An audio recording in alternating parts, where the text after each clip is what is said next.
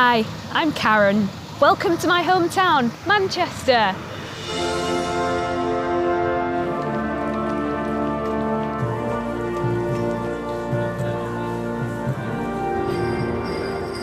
Manchester is a city in the northwest of England. When you think of Manchester, you probably think of our football teams, but there is a lot more to the city. This is the Manchester Museum of Science and Industry. I've come here today because I'm going to find out about the city's link to the British weekend.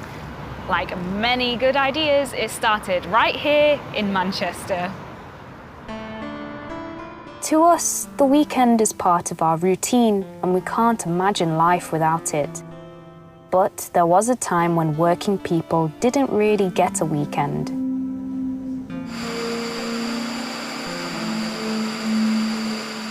In the 19th century, thousands of people left their homes in the country to find work in the city. Manchester became the first industrial city and it was the home of the cotton industry. Until 1843, people worked for 6 days, from Monday to Saturday, and had a day of rest on Sunday when they went to church. The work, like here in a cotton mill, was hard and often dangerous. But in the 1840s, a group of men began to ask local factory owners to give people an extra half day off on Saturday afternoon. One of these men, Robert Lowes, was the great-great-grandfather of the British actor Sir Ian McKellen. Lowes and his colleagues had 3 reasons for this change. The first reason was commercial.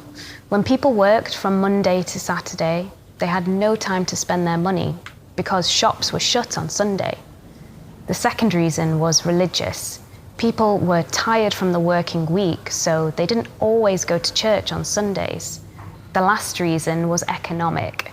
When people had more time off, they could rest more, be healthier, and work harder during the week.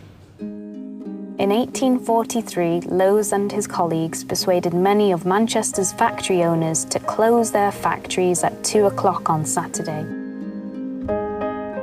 By the 1870s, all workers had the same 1.5-day weekend. The extra half day made a big difference to people and to society. With more free time, people could relax, shop, and watch and play sports. In fact, Manchester's love of football began at this time. In 1878, Newton Heath Football Club began, and 2 years later, St Mark's Football Club was formed.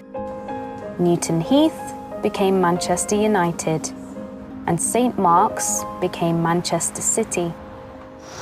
The British weekend has continued to change, and by the 1960s, we had a 2-day weekend.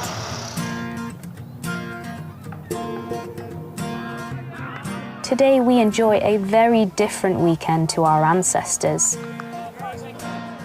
We now watch and play sports. We go to the cinema. We eat out in restaurants. Or we go to shopping centres like this one, the Arndale Centre. Because in the 1990s, the law changed and shops started to open on Sundays. But all these changes haven't been good for everyone. Some people, shop assistants for example, have to work at the weekend and are not paid any extra. Maybe our working week will change again to improve our quality of life. One suggestion is that we make the working week 4 days and increase the weekend to 3 days. In theory, this would be better for the economy because more people would have a job. And we would also spend more time with our families. 71% of British workers think Britain would be a happier place with a 3-day weekend. Until that happens, have a good weekend, a 2-day weekend.